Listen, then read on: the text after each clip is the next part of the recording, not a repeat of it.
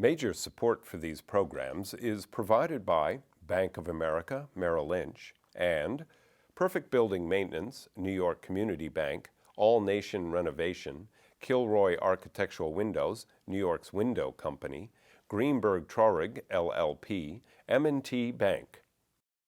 Additional support is provided by AVR Realty Company, LLC, Briarwood Organization, Capital One Bank, C.B. Richard Ellis, James Orphanides, Centurion Holdings, Cushman & Wakefield, Dimes Savings Bank of Williamsburg, Douglaston Development, DDG Partners, Eastern Consolidated, Hal Fettner, Durst Fettner Residential, Stephen Napolitano, First American Title Insurance Company, Friedman, LLP, Accountants and Advisors, Gemini Real Estate Advisors, LLC, Genova, Burns and Gian Tomasi, Grubb and Ellis, Investors Savings Bank, Jack Jaffa and Associates Real Estate Consultants, James D. Kuhn Real Estate Institute at Syracuse University, Madison Realty Capital, Massey Knackle Realty Services, Meridian Capital Group, Margolin Weiner and Evans, LLP, Certified Public Accountants and Business Advisors, Newmark Knight Frank, RAL Development Services, The Spandrel Group, LLC, Siami Development, SJP Properties, Sterling & Sterling, Urban American, The Wickoff Group.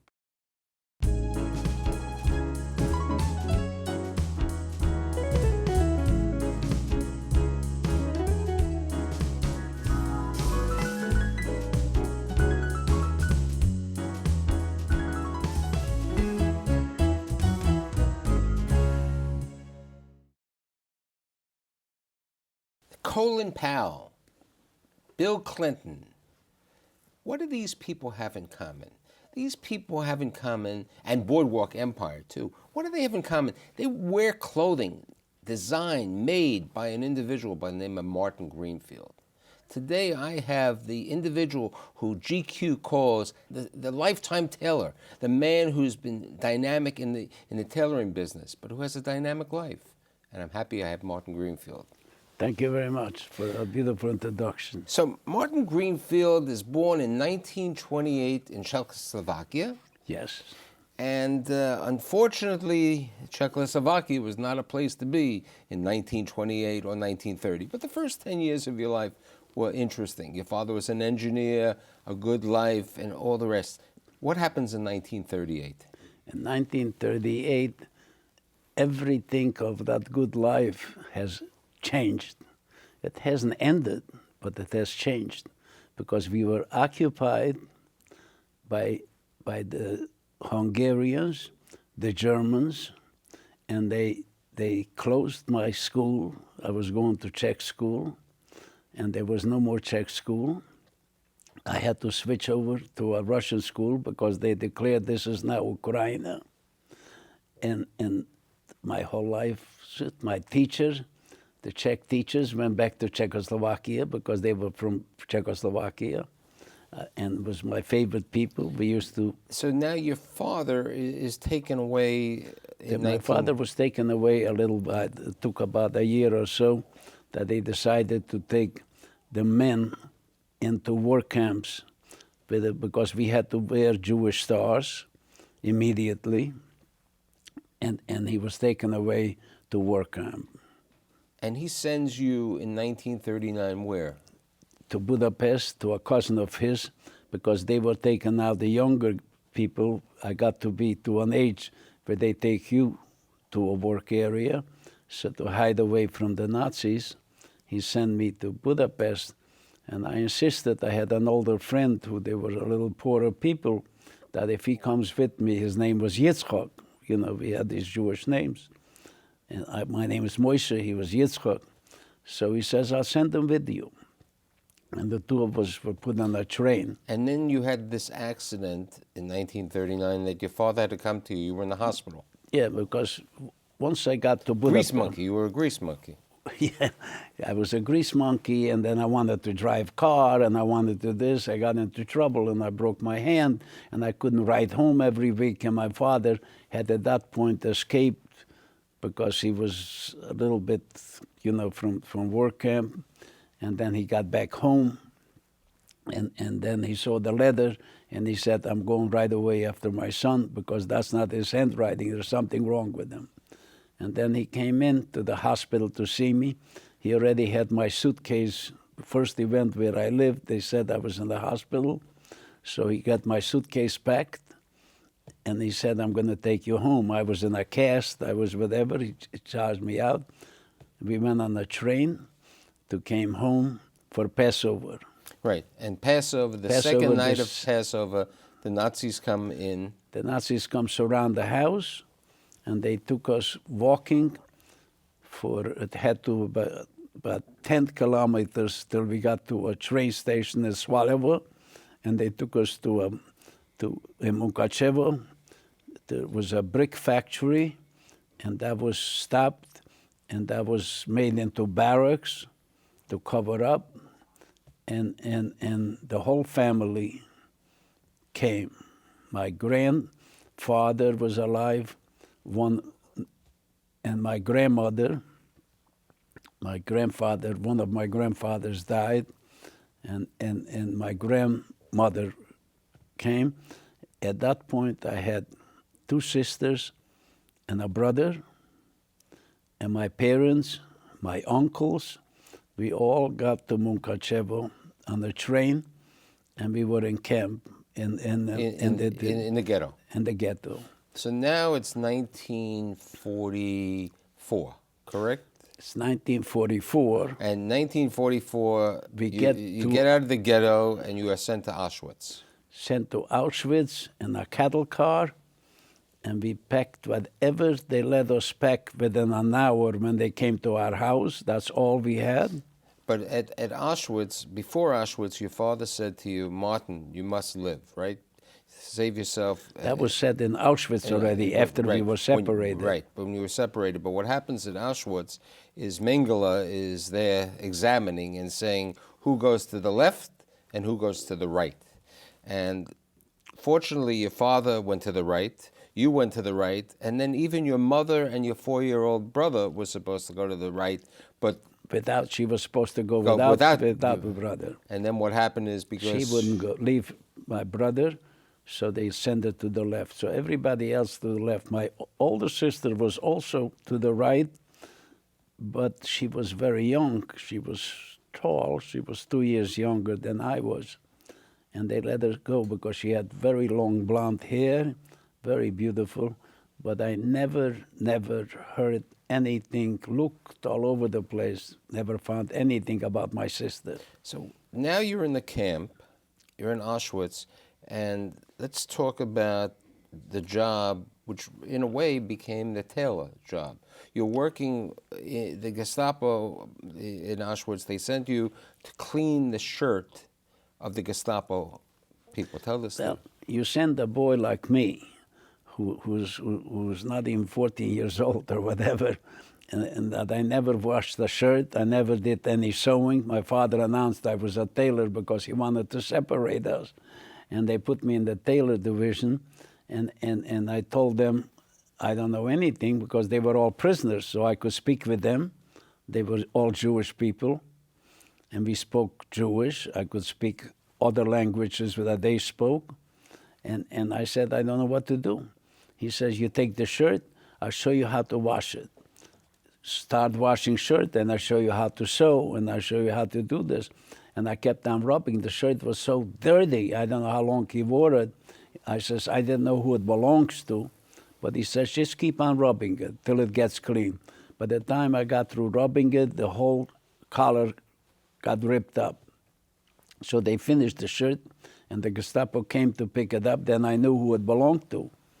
And the Gestapo sees a ripped shirt. Who ripped the shirt? He ripped the shirt. He gave me a few whacks, whatever. And then they gave you the shirt. And he threw the shirt at me. And then the man said, I said, can you fix the shirt for me? And am I allowed to wear it? Of course you're allowed. If you have a shirt, you could wear a shirt. I'll fix it for you. Once I put that shirt on, I never knew that for a kid that you put a shirt on under your uniform, that it meant something.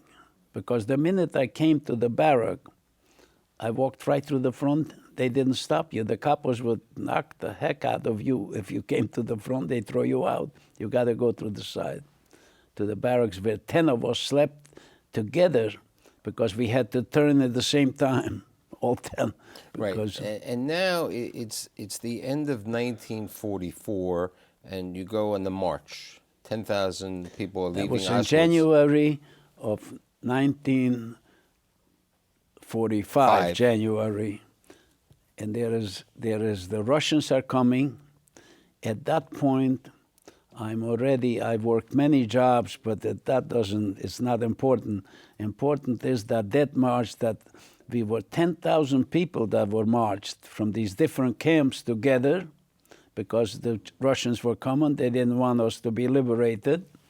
And it was the worst winter, and a lot of people had the shoes that they gave you because they took all our shoes away. They gave us some stupid looking shoes. And then if you fell down, they shot you. Shot you. And I was among the survivors, 500. Don't ask me how. And then you end up... I end up in Gleiwitz. In Gleiwitz with the munition factory. No, the munition factory was in Buna, where I worked. And we were part of the march. And then we got to Gleiwitz, where the Germans were running away because the Russians were coming fast.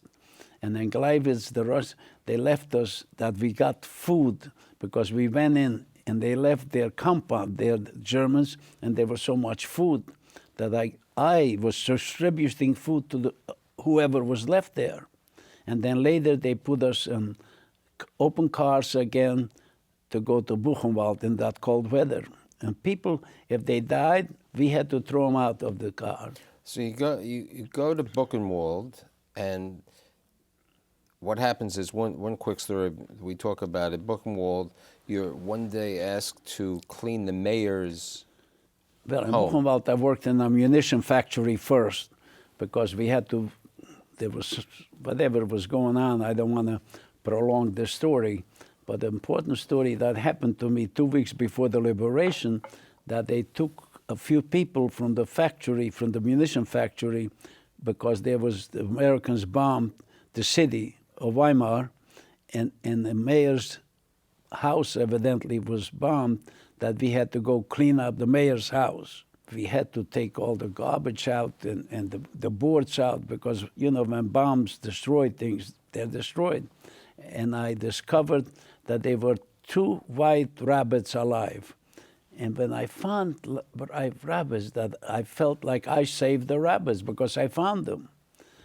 And there was the lady, the mayor's wife. The mayor's wife, probably, and I gave him the rabbits, but there was a piece of crumb. So I took the crumb and I ate. So instead of thanking me for the rabbits, she told the Gestapo that I took the food. So right away I got beat up. But right. They had any excuse to beat us up. We have to move on to talk about America. I have to move up fast. Okay. So April 11th, 1945, you're liberated. You then travel around Europe and all the places, and it's like 1946, 47. You are thinking that you want to go to Israel for the Exodus, on the Exodus, and then you find out that that your mother, your late mother, had relatives in America and in Mexico, right? That's true. So it's in 1947. You come over here, you get off the boat, the Ernie Pyle, and you're off the boat and you meet your aunt. I met a lady. I didn't know who she was the end because I knew the uncle was the one who was corresponding with me. And she has a picture of me when I was 7 years old. And she's hugging me and kissing me. And I had my friend Kalman. I said, you come to the boat because I don't know who's going to meet me. You got to be there. He came to America 6 months before me. So we corresponded. So he came over and I said to Kalman, I don't know who the lady is because my uncle was supposed to meet me here.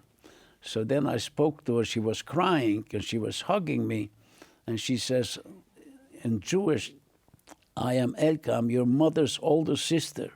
And my brother couldn't come, so I came to pick you up. You come to my house in the Bronx. and he had a son-in-law who had a car. So they drove me to the Bronx. And when I got to the Bronx, there was a lineup of people. And it was for Yankee Stadium. So you leave the Bronx, you go to Baltimore for the other relative, you're over there, and then you say with your friend Kalman's here, you want to come back, even though you could have lived in Baltimore, you wanted to work and create your own. So it's 1947, Kalman helps you get a job at this world-renowned 3Gs, the Goldman brothers, the premier men's clothing. You get there a job as a floor boy? What was the first? I got a job as a floor boy, but what I didn't tell you is that in Baltimore, my cousin, who was in the house, went to shop for me. He says, because I... Right, to buy a suit. And to buy a suit, she buys me a 3G suit. She gives you a 3G suit. A double-breasted 3G suit. So you come over here, it's 1947. And I'm dressed up. And you get the job as a floor boy at this factory in East Williamsburg, yes, where they had been for years. They had 650 tailors working there. And it was supposed to have been the best factory among the best in the world, because in America, everything was made by hand, and it was made, I mean, it was unbelievable. But I started to work as a floor boy, and they teach you what to do. I don't know anything about this job. And they say, put this here, put this there, do there, do there, do there. And I was getting upset every day, and I was telling my friend Kalman, either I learn something to do that I could learn and be somebody here, because I can't stay on this job. He says, you got to speak to Mr. Rosenberg, you know, he's the boss. Mr. Rosenberg was the head manager. So then after it came Thursday, they gave you your paycheck, whatever. Not the first week, the week after. So the first week I got nothing, because they pay you a week after. They used to pay you in cash. They give you another check, the money. So before I even got paid, I said, I am not going to work here unless you explain, can I tell you something? Nothing makes sense to me what I do. You put this here, you never finish the bottom, you put a cotton, and the guy throws you out to do this, do this. It doesn't make sense. This is like supposed to be a best factory, but I don't know how the system works. So I have to have a system, because if I worked like this, you would have no trouble with me, because I'd be dead.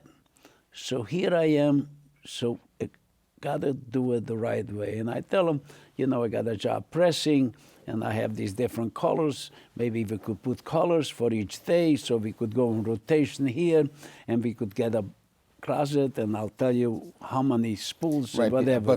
But because of this, one day the legendary Mr. Goldman comes into the warehouse. An old man comes in, all tanned up, because it's the winter time, and with a stick, and looks dressed very nice in a three-piece suit. And he wants to open the closet. He wants me to open the closet.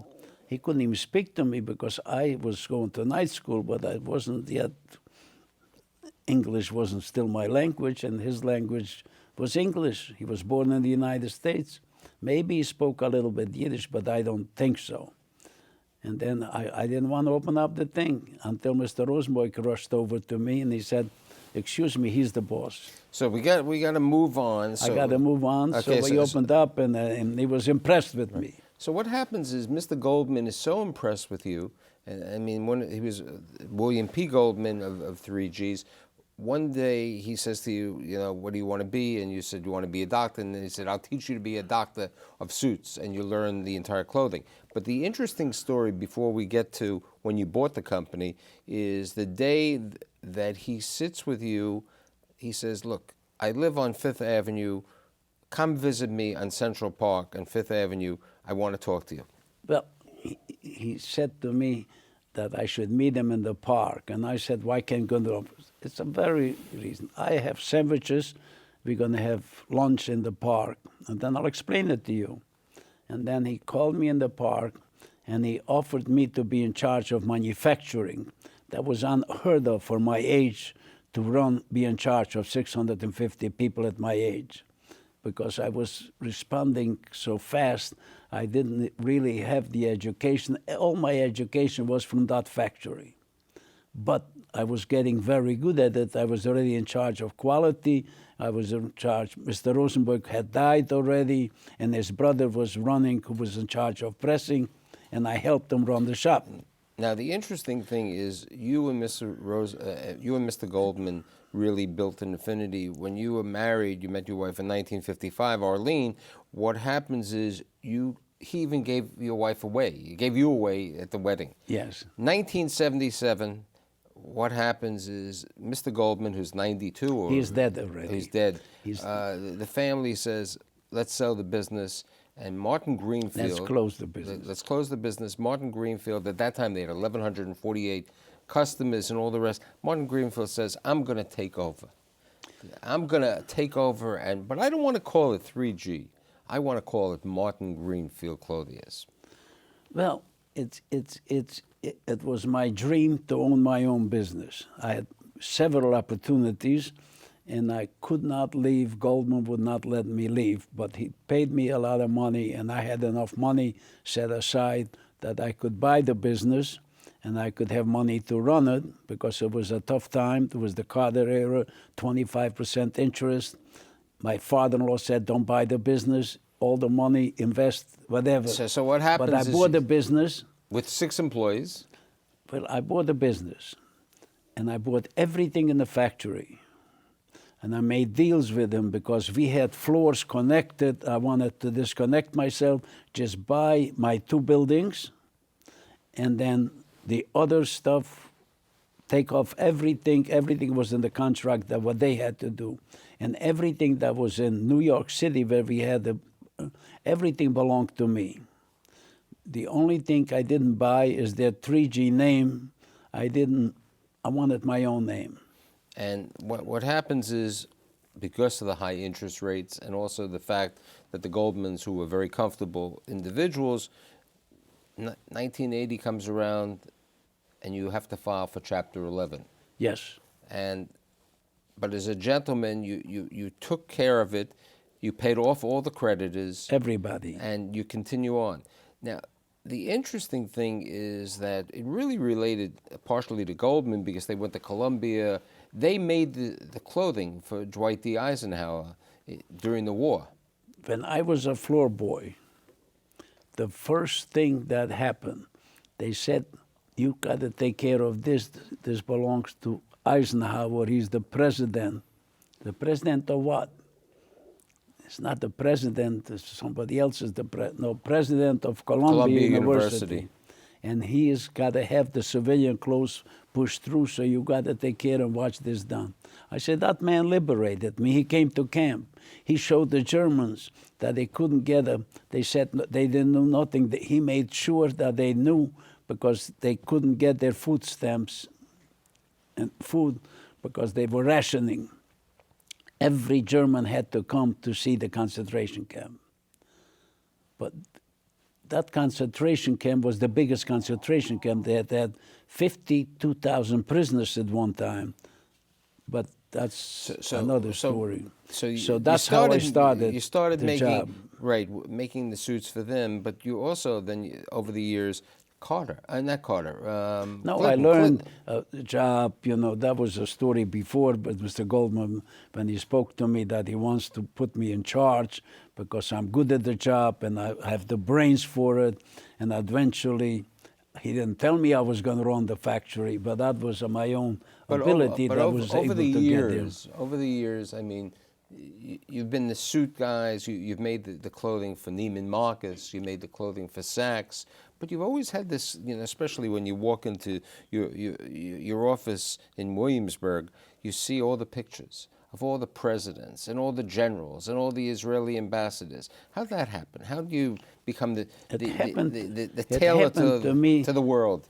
That first of all, I learned every job in there. You will never find an owner of a business that would know every job in the factory. To do both, I wanted to know first what makes this suit what it is and what is important in the suit.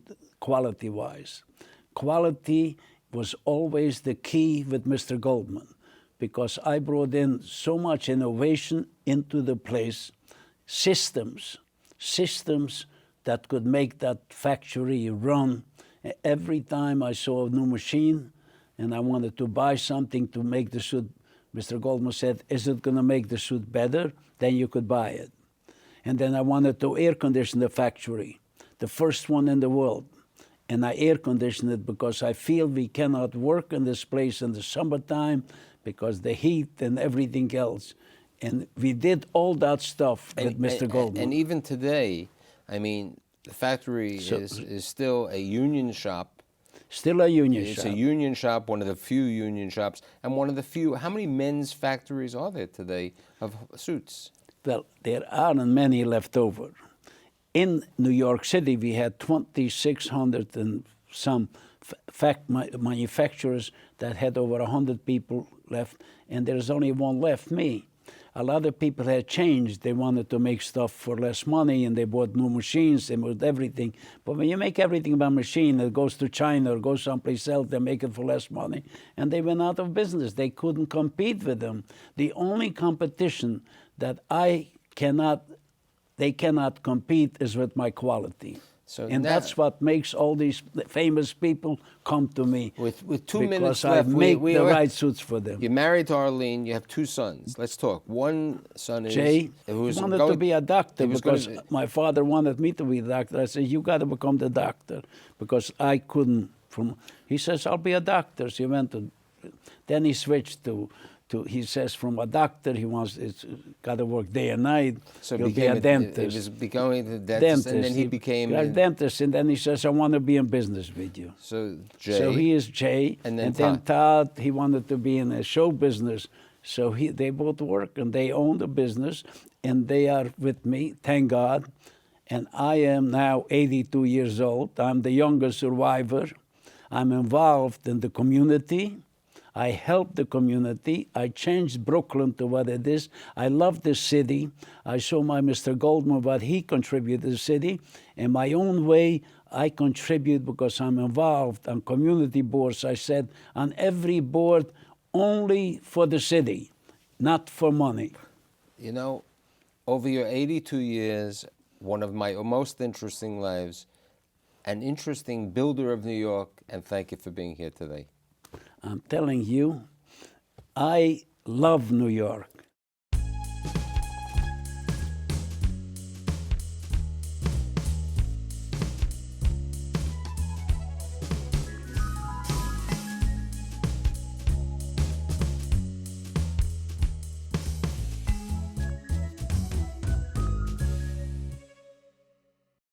Major support for these programs is provided by Bank of America, Merrill Lynch, and Perfect Building Maintenance, New York Community Bank, All Nation Renovation, Kilroy Architectural Windows, New York's Window Company, Greenberg Traurig, LLP, M&T Bank.